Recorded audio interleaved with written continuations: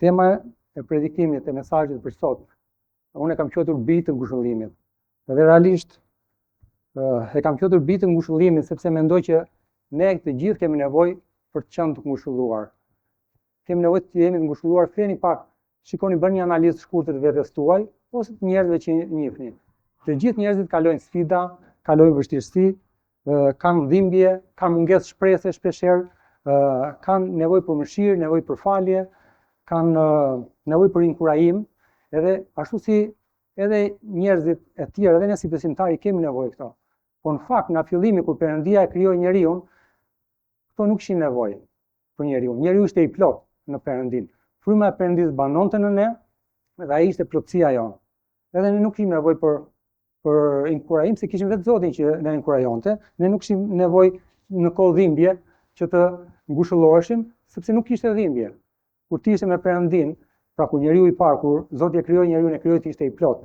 Por problemi ishte që ne lam natyrën e mparshme, mëkati u fut në mes, fryma e Perëndisë u largua dhe kjo distancë midis njeriu dhe Perëndisë e bëri të pamundur njeriu për të qenë në imazhin e Perëndisë, dhe kjo gjë e ekspozoi njeriu ndaj gjithë këtyre gjërave. E na ekspozoi nga nevoja që ne kemi për ngushëllim në rast të dhimbje, na ekspozoi nga nevoja që kemi për inkurajim nga njëri tjetri në rast kur ndjehemi të dobët, por prandaj kam quajtur këtë temë bijtë të ngushëllimit, sepse duke qenë të tillë, ne mund të jemi në nevojë, njerëzve nevojë mund të jemi pranë, mund të ngushëllojmë, mund të gjendemi pranë. E do ta shikoni se si ndikon te gjithë kisha kur ne jemi aq të lidhur me njëri tjetrin. Edhe në këtë botë kaq të humbur dhe të zhytur në mëkat, Perëndia përmes kishës së tij, pra kur them kishës, mendoj je ti, ka pajisur njerëz me dhunti të veçanta për përsosjen e shenjtorëve, për veprën e shërbimit dhe për ndërtimin e trupit të Krishtit. Pra, këto thuhen në Bibël. Përsosjen e shenjtorëve për veprën e shërbimit, pra që ne të shërbejmë në këtë mënyrë ta ngrem kishën e Perëndisë, edhe për ndërtimin e trupit të Krishtit. Por nga ana tjetër janë edhe ca që nuk janë dhunti, por që ato na vinë bashkë me dhuratën e Perëndisë, që është fryma e shenjtë, edhe ne kemi mundësi që të jemi ngushëllues. Pra nuk po flas për ato dhuntinë e nxitjes tani, që vjen me frymën, po flas për diçka tjetër, që mund ta ketë kushdo nga ne. Por çdo të thotë të ngushëllosh sipas Perëndisë. Po nëse bëni një analizë të një personi, ju keni parë njerëz shpesh e vende për ngushëllim. E kemi edhe si shprehje kur ndodh një fatkeqësi, vemi atje, i themi ca fjalë, i gjendemi pranë në atë moment, pastaj secili ikën në punën e vet. Ky është ngushëllimi sipas botës, dhe në fakt kemi nevojë edhe për atë gjë, sepse njerëzit kanë nevojë të ngushëllohen, por Bibla me termin ngushëllim kupton diçka më të thellë se sa kaq. Në kupton që qëndrosh pranë dikujt, ta forcosh, ta inkurajosh, ta ndihmosh të mos dorëzohet, dhe kjo është nga ana aspekti teorik, që këtë kemi nevojë. Perëndia nuk është thjesht ai që na jep urdhra, po ta shikoni Perëndin në Bibël, nuk është thjesht ai urdhëruesi që jep një urdhër edhe të gjithë duhet binden. Edhe pse Perëndia urdhëron, dhe realisht jo vetëm që urdhëron, po ai është edhe afër njerëzve të plagosur apo afër njerëzve të lënduar. Nuk është vetëm ai Perëndia i largët. Dhe nëse do të shikojmë një varg nga Bibla, te Psalmi 34 vargu 18, Zoti është pranë atyre që janë të një zemre të thyer dhe ai shpëton ata që janë të një fryme të penduar. Pra Zoti shikon zemrën e dikujt, shikon kur je i lënduar. Dhe zemra e Perëndisë është aty me ty. Mendoj pak këtë gjë, zemra e krijuesit është aty me ty kur ti je i lënduar, kur ti je i thyer. Në fakt, nëse do flisja për një shembull më të mirë, dhe shembulli më i mirë i të qenit ngushëllues, kush mendoni se mund të jetë në Bibël? Fakt është Jezusi, do ta them edhe për frymën e shenjtë, por modeli më i mirë i një personi që ka qenë në tokë, edhe që mund të themi që ishte një ngushëllues i plot, ishte Jezusi. Po ta shikoni te Mateu 9 vargu 36 thotë kështu: Po kur i pa turmat, ai u mallngjye me dëmshuri për ta, sepse ata ishin të mpakur e të shpërndarë anë mban si dele që s'kan mbari. E di çfarë më prek te ky vargu? Ai u mallngjye me dëmshuri. Dëmshuria është fillimi i të qenit ngushëllues. Nëse nuk ke dëmshuri për tjetrin, është shumë e vështirë të gjendesh pranë dikujt edhe ta ngushëllosh. A keni ndjerë ndonjëherë humbjen apo vështirësinë e një familjarit tuaj, një njeriu të gjakut, ku ka kaluar një situatë vështirë, edhe unë për vete e kam ndjerë, as një dhimbje që të vjen nga fundi i stomakut, kur ti merr një lajm të keq apo di që një familjar jot po kalon një situatë vështirë. Edhe është një dhimbje që realisht nuk e shpreh dot me fjalë, po e kam përjetuar vetë dhe jam i sigurt që secili nga ne mund ta ketë përjetuar këtë gjë. Pse po e them këtë gjë?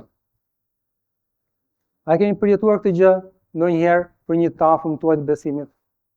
Një lloj siç e keni përjetuar për një familjarin tuaj. Ose një gjë, a keni përjetuar ndonjëherë kur keni qenë larg, për shkak të punës, unë e kam përjetuar disa herë, për shkak të pozicionit të punës, kam qenë në një punë caktuar që të gjithë më janë sulur se duhet bëj atë që ishte drejt, dhe kur vija në kish, e di si ishte si çlirim. Pse?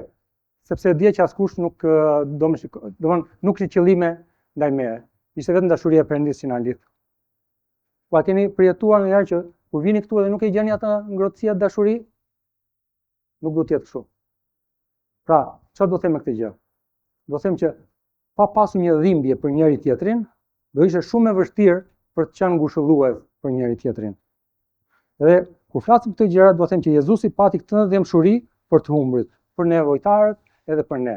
Pra do të bëj paralelizëm, se po flasim të jemi imitues të Krishtit, edhe duhet të kuptojmë se si Krishti veproi. Edhe Krishti pati këtë dëmshuri të veçantë për njerëzit. Edhe shërbimi i vërtet, mendoni pak, shërbimi i vërtet është kur ne na kushton diçka. Nëse diçka nuk të kushton, ti nuk do dham.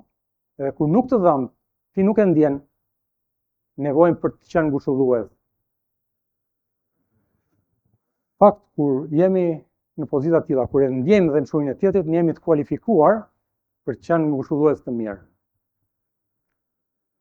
Por nga ana tjetër, nëse pse njerëzit kanë nevojë për ngushëllim? Pra, do të them këtë gjë. Mësimi i sotëm është shumë i thjeshtë. Janë gjëra që juve në jetën tuaj i keni kaluar, thjesht duhet t'i rendis pak për të kuptuar që atë që ti ke kaluar thua, ja, unë me këtë gjë jam përballur. Janë gjëra të thjeshta, janë gjëra praktike, nuk do mërzis, do mundohem të mos u mërzis, por përkundrazi, t'u çoj të mendoni për këto gjëra, që ju i keni kaluar, jam i sigurt. Dhe pse njerëzit kanë nevojë për ngushëllim? Secili nga ju mund të mendoj për veten e vet, pse kam unë nevojë për ngushëllim, për të qenë i ngushëlluar? E para është sepse Perëndia e ka vendosur këtë nevojë në zemrën e njeriu. Perëndia ka vendosur këtë nevojë në zemrën tënde. Kur Perëndia krijoi njeriu e thashë që e krijoi të plot, prezenca e Perëndis ishte në ne, në fillim të krijimit, njeriu largua nga Perëndia, por Perëndia ka një ndjesi të veçantë për ne dhe ai e shpreh.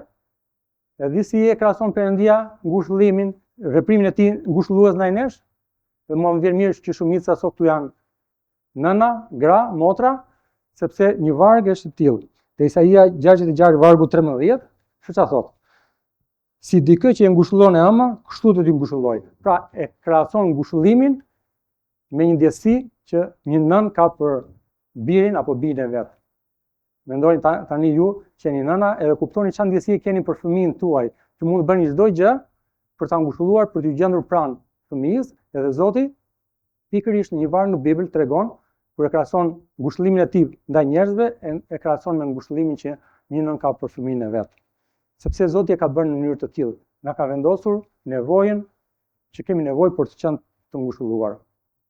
E dyta, sepse ti edhe unë kemi nevojë për shpresë. Dhe dini që kur humbet shpresa, humbet çdo gjë. Mendoni pak një situatë të veçantë në jetën tuaj kur jeni gjendur diku që e shikoni që nuk ka zgjidhje. Dhe fakti Zoti thotë që mbani besimi, shpresa dhe dashuria. Pra shpresa nga ato tre gjëra që Zoti thotë janë të rëndësishme. Po fakt po humbi atë shpresën, është shumë e vështirë për të ecur përpara. Fakt, kur flasim për ngushëllimin biblik, e thash që parë nga ana teorike ishin ato që të qëndrojmë pranë dikujt, kujdesemi, por nga ana tjetër është t'i kujtojmë njerëzve se Perëndia ka një plan. Të ngushëllosh Dhe t'japësh shpresë dikujt do thotë ta kujtosh atë që Perëndia ka një plan për ty. Dhe te Jeremiau 29 vargu 11, çu çfarë thotë? Sepse unë njoh mendimet që mendoj për ju, thot Zoti, mendime paqe dhe jo të keqes, për t'ju dhënë një përfundim të pritshëm. Pra, ti pret diçka nga Perëndia dhe ti kërkon që ai ta plotësoj këtë gjë. Dhe Zoti thot, unë i di mendimet që kam për ju. Unë jam Zoti dhe mendimet e mia janë për të dhënë një të ardhme dhe një shpresë. Dhe kjo është ajo gjë që ne kemi nevojë. Prandaj Zoti, duke ditë nevojën tonë që ne kemi nevojë për shpresë, ai na vë të ndjesinë e nevojës së ngushëllimit. Ne kemi nevojë të ngushëllojmë sepse kemi nevojë për shpresë. Edhe që do të sjell në mendje pak historinë e Martës dhe Marisë. Këto dy motra kishin edhe një vllai i cili vdiq. Dhe Jezusi vete për t'i ngushëlluar ato, edhe po ta shikosh historinë ishte e çuditshme, sepse fillimisht Jezusi nuk e ngjall më njëherë Llazarin, por vete atje kalon kohë me ato, qan, se Bibla e dokumenton që Jezusi qau bashkë me to, dhe pastaj e ngjalli Llazarin. Jezusi kaloi kohë me to, i ngushëlloi, kaloi kohë, edhe pasoi bëri veprimin, atë veprim që vërtet atyre u dha inkurajim dhe tamam ngushëllim sepse e thollin jetë vllain e tyre të humbur, por nga ana tjetër Jezusi punoi te nevojat e tyre, te ndjenjat e tyre, te nevojat që ato kishin për ngushëllim. Pra, Perëndia jo vetëm që sheh lotët e njeriu, por sjell shpresë aty ku duket se çdo gjë ka marrë fund. Edhe Bibla është e mbushur plot me vargje ngushëlluese. Te Romakët 15 vargu 13 thotë: tani Perëndia i shpresës ju mbusht me çdo ngushëllim, ngazëllim dhe paqe në të besuar, që ju të mbushteni në shpresë nëpërmjet fuqisë së frymës së shenjtë. Perëndia i çdo ngushëllimi, Perëndia i shpresës, prandaj duhet të theksoj kjo gjë. Është Perëndia i shpresës. Do ta shkojmë hap pas hapi se si Perëndia është ngushëlluesi më i madh, edhe si Zoti do që ne të kemi të njëjtën ndjesi si Perëndia, që të jemi ngushëllues.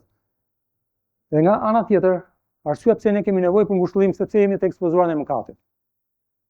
Kush thotë që nuk ka mëkatuar, Bibla të nxjerr gënjeshtar, sepse çdo kush është natyra jonë njerëzore, nuk po them ta justifikoj mëkatin, sepse unë nuk dua të mëkatoj, por e keqja gjendet në mua, thot Pali te Romakët. Por ne kemi histori të njerëzve në Bibël që janë të veçantë në sytë e Perëndisë, njerëz sipas zemrës Perëndisë, thot Bibla për Davidin, por kur ndërgjegjja e tij rëndoi dhe ai mëkatonte, ai shoqa shprehte para Perëndisë. Te Psalmi 38 do të shikojmë çik historitë e Davidit. Kemi disa vargje më pas, vargu 3 dhe 4. Në mishin tim nuk ka shëndet, për shkak të zemërimit tënd, në kockat e mia nuk ka preje, për shkak të mëkatit tim, sepse paullësitë e mia më kanë kaluar për mbi krye, si një barë e rëndë. Ato janë tejet të rënda për mua. Pra mëkatet të lodhin, mëkatit të robëron, edhe jam i sigurt që secili nga ne që ka provuar ndjesinë e mëkatit, edhe shijen e hidhur të mëkatit në fund të tij. Kështu që mëkati të robëron, e Zoti duke e njohur natyrën tonë. Ai thotë ti ke nevojë për ngushëllim, sepse natyra mëkatare të shtyn larg Perëndisë. Por Perëndia nuk dëshiron të na larë në dëshpërim. Ai kërkon të na restaurojë dhe ai kërkon të na japë falje. Dhe Perëndia e ka dokumentuar në fjalën e vet.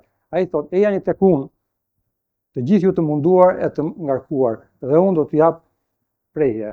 Pra, kjo është, më mbani mend këtë gjë. Perëndia kërkon të restaurojë zemrën tënde. Nëse ti thua unë kam një gjë edhe shumë e rëndë, Perëndia të fal, por ama Perëndia kërkon që ti të kthehesh në marrëdhënie me të, ta lësh mbas mëkatin dhe të ecësh me Perëndin. Dhe ai është ngushëlluesi më i mirë. Nga ana tjetër ai ka ngritur vëllezër e motra që të qëndrojnë pranë edhe në kohë të vështirë.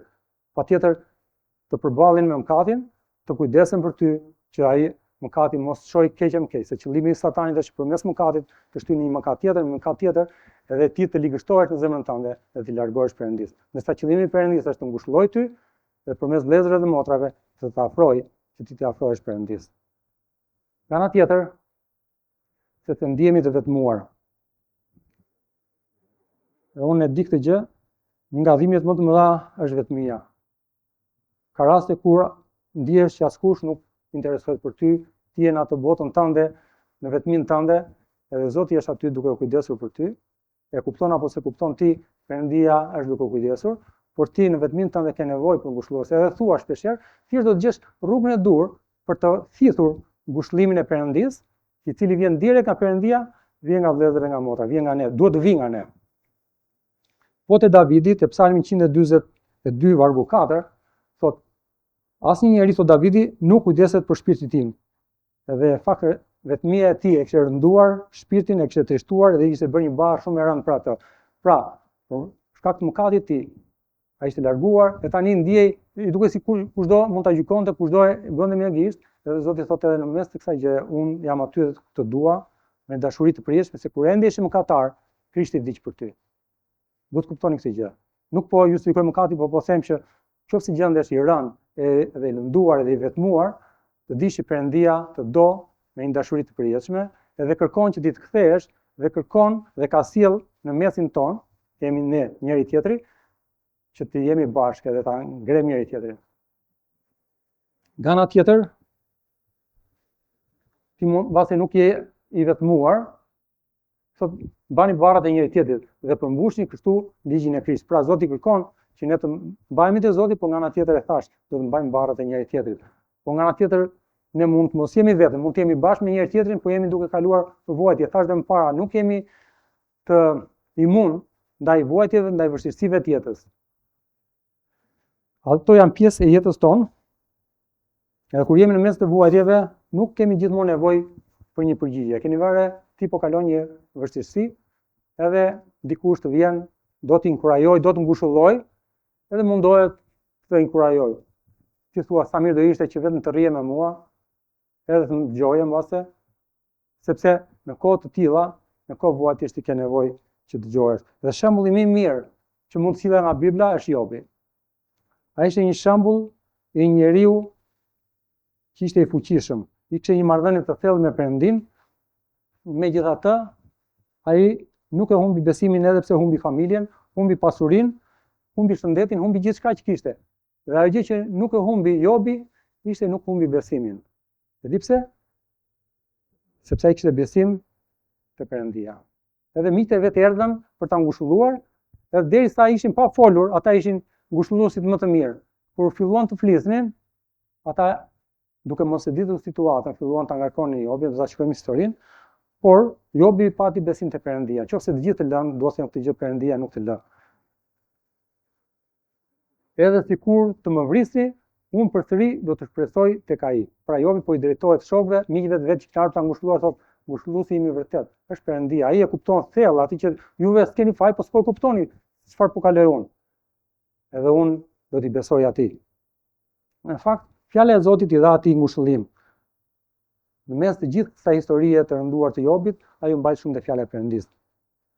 Në fakt, kur zemra rëndohet dhe kemi nevojë për një fjalë jete dhe shpresë, dhe fjalë të urta 12 vargu 25 do të shtimi në zemrën e njeriu ja kërrus atij zemrën, por një fjalë e mirë ja gëzon zemrën, pra ja gëzon atij. Edhe i mendoni pak, sa vlerë do kishte një fjalë e thënë në kohën e dur, edhe një fjalë shpresë, se thash i parë, mirë të rrish ta dëgjosh tjetrin, po edhe kur flet, ta inkurajosh. Të jenë fjalë shpresë, fjalë që japin jetë dhe fjalë që ndërtojnë. Edhe për këtë gjë duhet të shikojmë historinë e një personi, pra të ndaja bitë ngushëllime dhe mos flisja për një personazh të veçantë, nuk do kishte kuptim kjo gjë. Edhe prandaj duhet të flas për një personazh nga Bibla që e ka marrë dhe titullin ky mesazh sot, bitë të ngushëllimit. Ai është Barnaba, është modeli i njeriu ngushëllues. Ky ishte një personazh i veçantë, në fakt emri i tij nuk ishte Barnaba, ai kishte emrin Jose, por për shkak sepse ky kishte një marrëdhënie të veçantë me Zotin. Edhe apostujt e parë, çfarë thonë për këtë? Te Veprat e Apostujve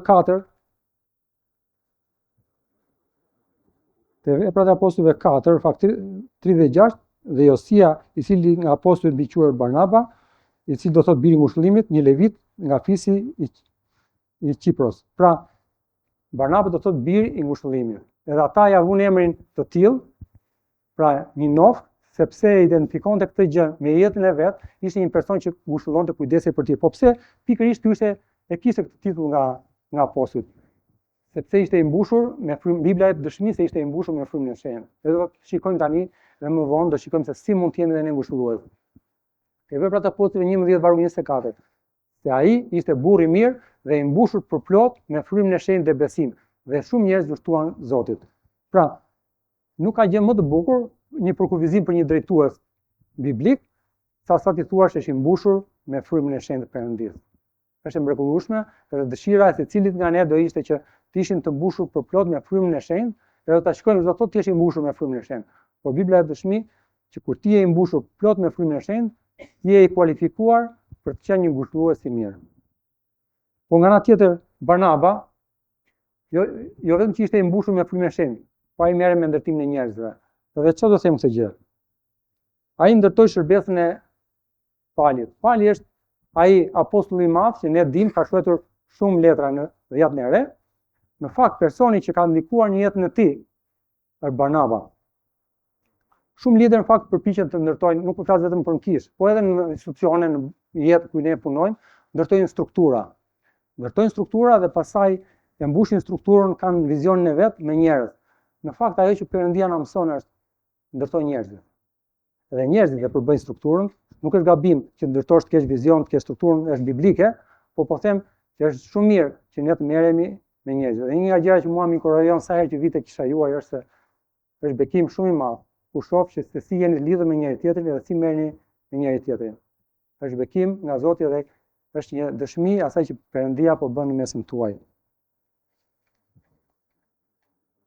Dhe nëse do dim historinë kur Barnaba Pali u kthyer në besim, ai quaj Saul, ju e dini historinë, dhe askush nga vëllezërit besimtarë nuk vinte të takonte atë që ta çonte tek apostujt, sepse kishin frikë, thoshin ai personi i cili po na vriste më para.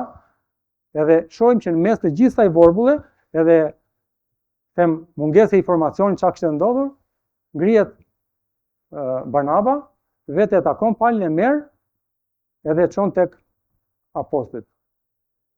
Ajo që duhet të sjell në mendje është të sjell pak historinë e Ananias. Kush është Anania? Anania ishte një person, një besimtar, që Bibla flet vetëm në një moment caktuar, po tregon, jep një dëshmi se si Anania po kalonte kohë me Zotin dhe Zoti i foli, u shfaq atij. I tha ik te Sauli atje nga Tarsi, që është aty duke u lutur dhe është verbuar dhe sepse unë kam thirrur për një mision. Edhe ai tha ai është njeri i keq, ju ka bërë shumë të këqija besimtarëve. I tha se është personi që unë kam thirrur. Çfarë do të them me këtë gjë? Do të them që aty shikojmë se si Zoti veproi në jetën e Ananias, që vinte ta merrte Saulin, të cilin nuk vinte ta merrte njeri. Ndërsa historia e Barnabas nuk na tregon një gjë të tillë, por vetëm një person i tillë mund ta bënte, një person që kishte një marrëdhënie të veçantë me Zotin. Edhe do thosha, pa Barnabën Pali mund mos ishte pranuar nga kisha. E kam shprehur këtë gjë. Mund të jetë e vërtetë kjo gjë? Jo, nuk është e vërtetë, se edhe pa Barnabën Zoti do të gjende një rrugë. Sepse Zoti flet e thotë se si e kishte thirrur Palin që ai përmes tij të vinte fjala e Perëndisë te kombet, por nga ana tjetër Zoti përdori Barnabën sepse ai ishte i personi i kualifikuar për ta bërë këtë gjë. Ishte personi që kishte një dhëmsuri në zemër për të tjerët. Se Zoti nuk do të përdorë nëse nuk e ke këtë zemër për të tjerët. Prandaj një person që ka këtë zemër ngushëlluese, një person që ka këtë zemër për njerëzit, është një person i kualifikuar që Perëndia mund ta përdorë në situata të tilla.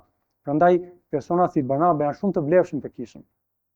Janë themel dhe duhet të ketë, se secili nga ju mund të thotë, unë do doja të isha i tillë. Pavarësisht jam burr, jam grua, jam një person që kam një zemër për Perëndin dhe duhet ta kem një zemër për Perëndin. Një dhëmsuri që të kuptoj nevojat e njerëzve dhe të kujdesem për ta. Po nga ana tjetër, ai riktheu në shërbim edhe Gjon Markun. Gjon Marku ishte ai person që ishte bashkë me këta, e la shërbimin dhe u largua në një moment caktuar dhe kur ata u nisën prapë për një mision tjetër, Pali tha jo, nuk do ta marrim me vetë atë gjë, sepse ai na la. Ndërsa Barnaba tha jo, do ta marrim dhe ata aty filluan ndan. Barnaba mori Markun, ndërsa Pali mori Silën dhe shkuan në mision. Por çfarë do të them këtë gjë? Më vonë shikojmë se sa i vlefshëm është Marku në punën e Perëndisë. Marku ka shkuar ungjillin e Markut. Ky person është që Barnaba shikonte përtej asaj gjëje edhe u kujdes. Nga ana tjetër, Pali vetë jep dëshmi për Markun, thotë që ma sill çik Marku se kam të vlefshëm, thotë për shërbimin. Pra, do të them këtë gjë. Një fjalë thënë, një kujdes i veçantë për një vëlla, për një motër që po kalon një kohë të vështirë. Nga ana jote, e di çfarë do të bëj? Do ndryshoj jetën e tij. Do ndryshoj jetën e tij, po mund ndryshoj jetën e kishës. Ti thua se bën punën Perëndia. Perëndia bën punën, po Perëndia do të përdori ty dhe mund të përdori ty kur ti e ke këtë zemër të një njeriu shërbëtor, njeriu që je i ndjeshëm ndaj atyre gjërave që pa kalon Prandaj me këtë do të them se Barnaba ishte një person që restauronte njerëz dhe kujdesej për ta. Dhe i sillte ata para fronit Perëndis. Po nga ana tjetër Barnaba nuk ishte vetëm një person i tillë, Barnaba ishte një person që nxiste edhe kishën. Pra nuk merrej vetëm individin, e thash parë. Ai merrej me kishën, dhe po ta shikojmë te veprat e apostujve 11 vargu 23, i cili kur erdhi dhe pa hirin e Perëndis, u gëzua dhe i nxiti të gjithë ata që me qëllimin e zemrës tij përgjiteshin Zotit. Pra, ai merrej me të gjithë. Ai merrej me individ, por nga ana tjetër ai kishte edhe vizion. Ai merrej me të gjithë njerëzit, ai merrej me kishën, ai punonte me kishën e Perëndis. Dhe për njerëz të tillë ka nevojë kisha. Ka nevojë për njerëz që ta shikojnë tablon e plot të asaj që punë që Perëndia po bën. Dhe e them tani sepse nëse do të ikim nga kjo kishë sot, kur mbaroj, një gjë që duhet të ngelin mendja është të kesh një zemër të dhimbësur për të tjerët. Është një kualifikim që të bën të jesh një person ngushëllues. Ti shikoj njerëzit me sytë e Jezusit. Dhe një gjë që më pëlqeu shumë kur studiova këtë pasazh, këtë mesazh, nuk kishte nevojë të ishte në qendër. Barnaba nuk kishte nevojë të ishte në qendër. Pse e them këtë gjë? E thot Bibla në fakt. Ku e thot? Po ta shikoni në fillim të misionit te Veprat e Apostujve 13 vargu 2, nëse ta lexoni thot Barnaba dhe Pali u nisën për mision. Pra, Barnaba ishte ai që udhëhiqte, ishte ai personi që udhëhiqte grupin kur u nisën mision. Më vonë, pak më vonë nga Veprat 13 vargu 43, pasi ata vajtën shpallën fjalën e Perëndis, do t'i përdori, shikojmë që thot Pali dhe Barnaba. Pra, renditja ndryshon nga Barnaba dhe Pali, pastaj ishte Pali dhe Barnaba. Dhe nuk shohim asnjë të keqe në këtë aspekt. Barnaba e kuptonte rolin e vet, ai ishte i nxit, ai që ishte kujdesej për njerëzit, ngrinte njerëz dhe ata bënin punën e Perëndis. Nuk ishte as pak as liçar, as kishte smirë të kjo pjesë përkundër, ai shkonte me sytë e Perëndis, punën e Perëndis.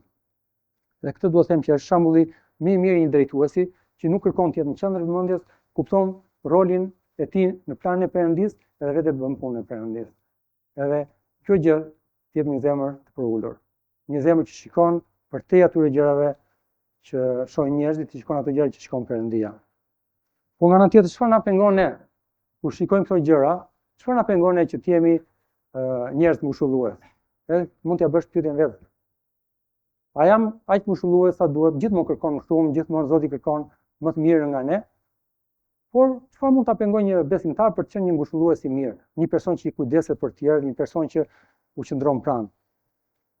Edhe ajo e para që mund ta pengojë një besimtar kur jeton vetëm për veten, egoizmi, dhe nuk shikon dhimbjen e tjetrit. Kjo pengon një frymë ngushëlluese të shfaqet në ty. Jezusi ndaloi dhe qëndroi për njerëzit. Ai pa të verbrit, ai pa u kujdes për ata që kishin nevojë. Pra Jezusi u mor me njerëzit. Edhe jo vetëm që mor me njerëzit, por në fjalën e Perëndis, përmes Palit, kur Pali shkruan letrën drejtuar Filipianëve, e di çfarë thotë fryma e shenjtë për këtë gjë? Asnjë të mos bëhet me grindje ose lavdi të kotë, por me mendje për ulësisë, secili ta vlerësoj tjetrin më të mirë se vetja. Mos shikoni çdo njeri te gjërat e veta, por gjithashtu edhe te gjërat e të tjerëve. Kjo mendje të jetë në ju, që ishte edhe në Krishtin Jezus. Pra, kjo mendje të jetë në ju, mbani mend të fjalën, kjo mendje. Cila mendje duhet të jetë në ne? Mendja e cila ishte edhe në Krishtin Jezus. Cila është mendja e Krishtit që duhet të jetë në ne, që na bën të mundur të fitojmë mbi egoizmin tonë. Se ajo që na pengon shpeshherë është pikërisht egoizmi. Ne jam mirë, jam i bekuar, Zoti më ka bekuar, jam i rrethuar nga njerëz të Perëndis, kalojmë kohë mirë, por nuk më kushton ajo gjë që bëj. Është vjen natyrshëm, unë atë do ta bëja, nëse nuk të kushton as nuk të dhëm. Prandaj Zoti kërkon nga ne që të dalim për te egoizmit tonë dhe do ta shikoni se sa të vlefshëm do jeni në punën e Perëndis. Po nga ana tjetër, është një frymë kritikuese. Edhe kjo gjë të pengon për të qenë një ngushëllues. Çfarë do të them me këtë gjë? A nuk do të qortojmë kur dikush është për të qortuar? Po. Do të qortojmë nëse dikush është për të qortuar. Por do të ndërtojmë. Këtë do të them, duhet të ndërtojmë. Fryma e shenjtë na bind për mëkat, por nga ana tjetër na bind edhe për na ringre. Duhet të cilën rastin e Jobit. Ai po kalonte një kohë të vështirë, ishte i sulmuar pa drejtësisht nga të gjitha anët, dhe miqtë e tjerë ta ngushëllonin, por ngushëllimi i tyre ngjante më shumë një sulmi se sa një ngushëllimi. Edhe çfarë thot Jobi për ta? Gjëra të tilla thot kam dëgjuar plot. Ju të gjithë jeni ngushëllues të ngratë. Kjo është shumë e rëndë ti thuash për një person që vjen e kujdeset për ty, e ti thua ti je ngushëllues kot, ti s'po bën asgjë për mua. Në fakt, Jobi po kalonte një kohë aq të vështirë, sa vetëm ai e Perëndia e dinin. Bile Perëndia se as Jobi vetë se dinte çfarë po kalonte. Ata miq po mundoheshin ta ngushëllonin, por nuk dinin se çfarë po ndodhte. Dhe prandaj të më mirë do të jemi të kujdesshëm në kritikë e do të jemi të lutemi Perëndis në mënyrë që të kuptojmë të marrim drejtimin e dur për të ndërtuar, se qëllimi çdo gjë edhe i kritikës është për të ndërtuar. Nëse ajo nuk ndërton, nëse ajo nuk bën punën e Perëndis, atëherë do të lutesh Zotit të japë një drejtim se si të veprosh. Dhe një gjë tjetër që është thelbësore, është zemra e pambushur me Perëndin. Një zemër e thatë, e larguar nga Perëndia, nuk mund të ngushëllojë. Ti nuk mund të japësh dot diçka që s'e ke vetë. Nëse ti vetë nuk ke këtë marrëdhënie me Zotin, atëherë si ka mundësi që këtë gjë të japësh të tjerëve? Edhe a jemi ne gjithmonë në lartësinë e dur për të qenë ngushëllues të mirë?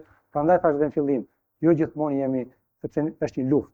Është një luftë, jemi në këtë mish, edhe kemi frymën e Perëndis, por varet kë do ushqejmë. Nëse ushqejmë mishin, atëherë ne do bijmë, edhe në këtë mënyrë nuk do jemi të drejtuar nga fryma për të qenë ngushëllues të mirë. Por nëse do ushqejmë frymën, pra do ushqejmë me fjalën e Perëndis, do të lejojmë frymën e Perëndis të na drejtojë, atëherë ne do kuptojmë se ne mund të jemi të mbushur me prezencën e Perëndis, edhe kështu fryma e Perëndis ka për të vepruar përmes nesh. Atëherë si mundet të ngushëllojmë njerëzit sipas Biblës? Atëherë të arrim te fundi, ose afër fundit. Si mundet tani? I kuptova të gjitha këto gjëra, çfarë më pengon? Pa shembullin e Barnabës, por si mundet, si mund të ngushëllojë njerëzit sipas Biblës? Së pari është me fjalën e Perëndis. Fjala ndriçon errësirë, forcon zemrën, ringjall shpresën. Ka raste kur mendimet tona që ne themi nuk nxisin asgjë. Në fakt, me gjithë sa ndava tani, po ta shikoni në fond, është që Perëndia është në mes, Perëndia është i shpresës, Perëndia që ngushëllon, Jezusi është ngushëlluesi, dhe kur Jezusi do ikte, tha do të sjellë një ngushëllues tjetër. Pra, mbas gjithë këtij sfondi është Perëndia ai që ngushëllon. Edhe përmes fjalës së tij ai na ngushëllon. Te Romakët 15 vargu 4 thotë që ne nëpërmjet durimit dhe ngushëllimit të shkrimeve të kemi shpresë. Pra, ngushëllimit të shkrimeve. Zoti ka dhënë fjalën e vet. Dhe fjala nuk është një libër i cili ne e lexojmë edhe kjo gjë na pëlqen. Po kur ti ke një marrëdhënie të veçantë me Perëndin dhe fryma e shenjtë banon në ty, nuk ta shpjegoj dot përveç se ti e kupton, nëse je i shpëtuar, çfarë aksioni bën për fryma me fjalën. Edhe ti e kupton që është vetë Perëndia ai që po flet edhe po t'jep një premtim edhe është aty me ty. Kështu që në këtë mënyrë, e para mbi të gjitha, është marrëdhënia jote personale me fjalën e Perëndis. E ti do të kuptosh që ai flet në mënyrë të veçantë, edhe është hyjnore. Po nga ana tjetër, me praninë tonë. Si mund ngushëllojmë ne? Thjesht me praninë tënde.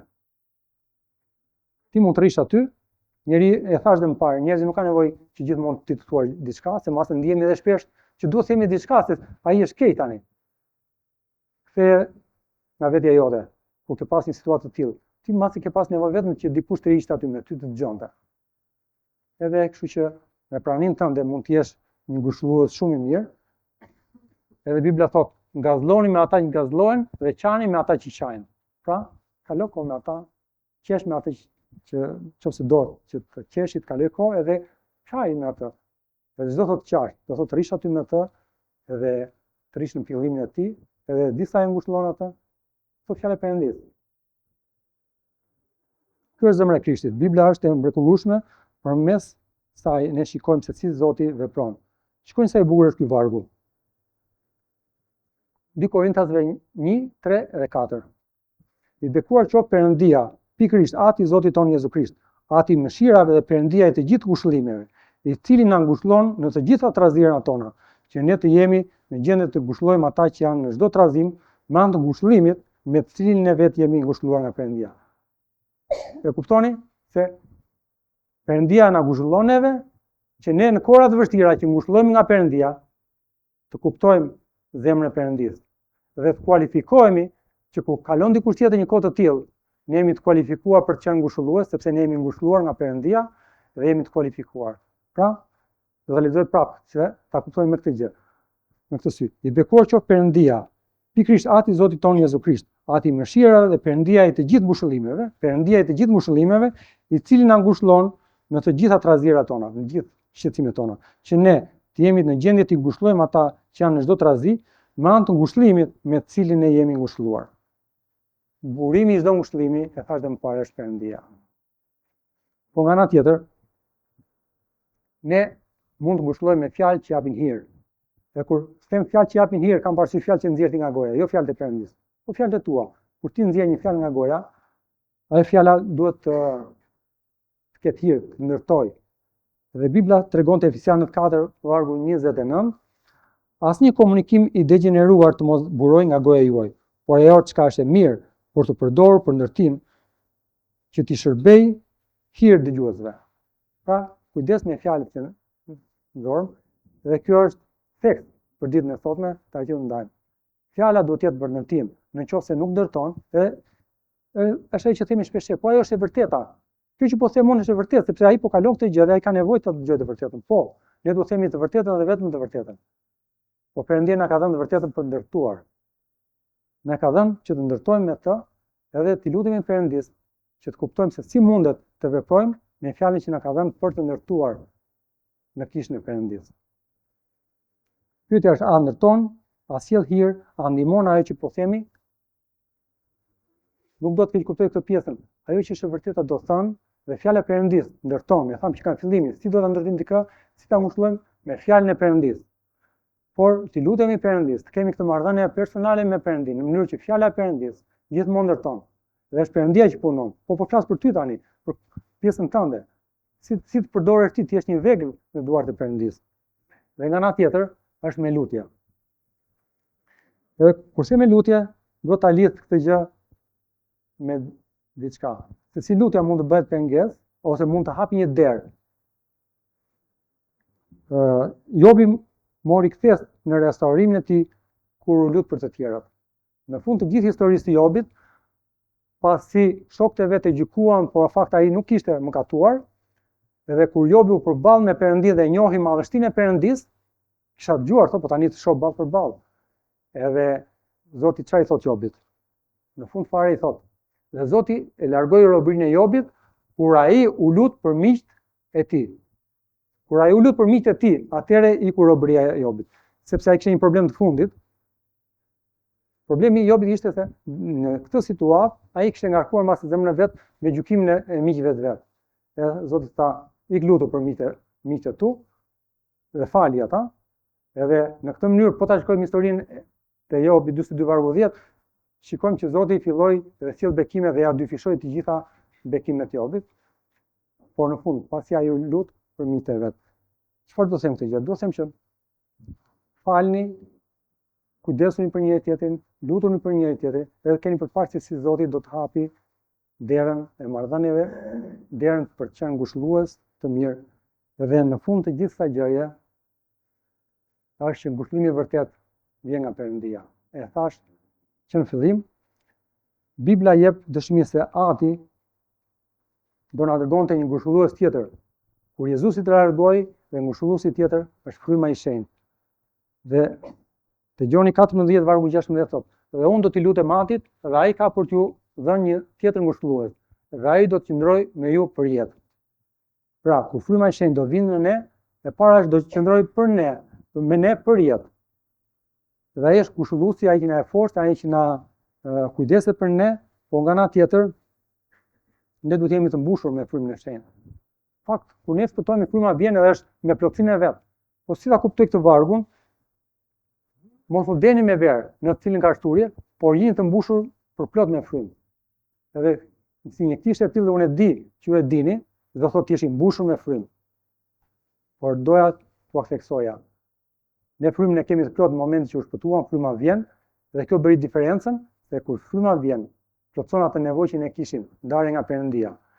Por Zoti na urdhëron që të jemi të mbushur me frymë. E të qenë të mbushur me frymë do thotë kur fjala e Krishtit banon pasurisht në ju.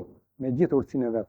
Kur fjala e Perëndis banon në ty, atëherë ti je i mbushur me frymë. Kur ti je i mbushur me frymë, atëherë ti kualifikohesh për të qenë një ngushëllues i mirë. Shkojnë se është lidhur, ne kemi nevojë të kalojmë kohë me fjalën e Perëndis, ne kemi nevojë të kemi një marrëdhënie me Perëndin, ne kemi nevojë të jemi të lidhur në mënyrë, e thash që parë mbani mend atë, si mundet ta kemi në mendjen e Krishtit. Mendjen e Krishtit mund ta kemi kur kemi fjalën e Perëndis. Kur fjala e Perëndis banon në ne, ajo është mendja e Krishtit. Në këtë mënyrë neve mund të kualifikohemi për të ditur të qenë një vetë të ulur dhe të kujdesur për të tjerët. Edhe në këtë mënyrë kemi përpar fryte se si Perëndia vepron. Dhe Perëndia kërkon njerëz si Barnaba, njerëz që kujdesen për tufën, që shërojnë dhimbjet dhe kujdesen për ato gjërat që tufa e Perëndis ka lënë. Është Perëndia në mes gjithë kësaj historie, po Perëndia ka zgjedhur ta bëjë punën përmes nesh. Perëndia ka zgjedhur ta bëjë punën e tij përmes teje.